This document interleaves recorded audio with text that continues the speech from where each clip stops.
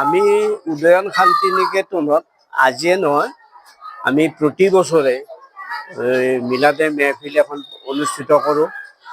তাৰপিছত সৰস্বতী পূজাটো আমাৰ ইয়াত নিৰ্দিষ্ট এটা, যদিও মিলাদে মেহফিলটো ইছলাম ধৰ্মাৱলম্বীৰ লোকৰ এটা অনুষ্ঠান, কিন্তু আমি ইয়াত সাৰ্বজনীনভাৱে আমাৰ বিশেষকৈ আমাৰ এই অঞ্চলটোত হিন্দু আৰু মুছলমান এই দুটা ধৰ্মৰ মানুহেই আছে, আৰু ছাত্ৰ ছাত্ৰীও সেই হিন্দু মুছলমানৰে।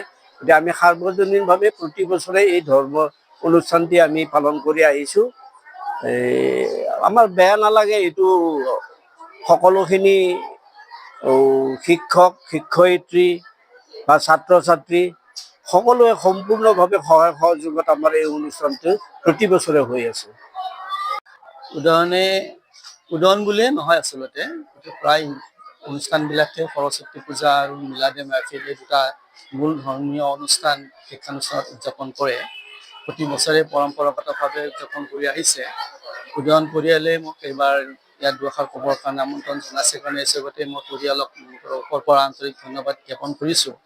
আচলতে এনেকুৱা বিষয়ত আমি বক্তব্য ৰাখিব পৰা মানুহ নহয় যদিও যি দুই এষাৰ বক্তব্য ৰাখিছোঁ ছাত্ৰ ছাত্ৰীসকলৰ উদ্দেশ্য কৰি।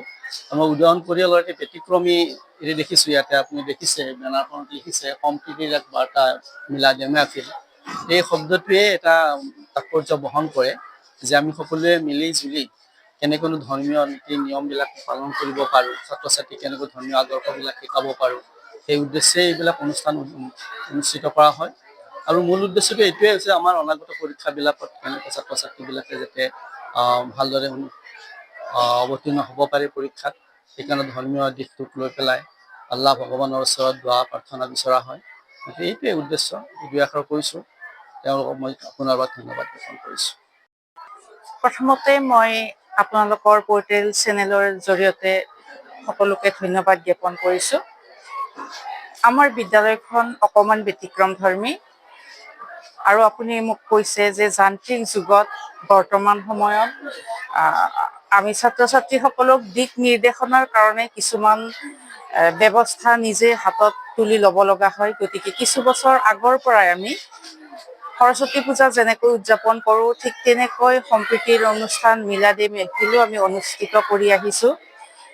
ইয়াৰ জৰিয়তে আমি বৰ্তমান যিটো যান্ত্ৰিক যুগত ল'ৰা ছোৱালীসকলৰ মানে অকণমান আগৰ ছাত্ৰ ছাত্ৰীসকলৰ তুলনাত যিটো পৰিৱেশ পৰিস্থিতি সাপেক্ষে তেওঁলোক অকণমান বেলেগ ধৰণৰ হৈছে। গতিকে আমি এই অনুষ্ঠানবিলাকৰ জৰিয়তে তেওঁলোকক পুনৰ বাস্তৱলৈ ঘূৰাই আনি বাস্তৱখন কেনেকুৱা কথা বা ইছলাম ধৰ্মৰ জৰিয়তেও যে তাৰমানে ধৰ্মীয় কথাখিনি শুনি তেওঁলোকে অকণমান হ'লেও যাতে তেওঁলোকৰ জীৱন গঢ়াত সহায় হয়, তেওঁলোক আগবাঢ়ি যাব পাৰে।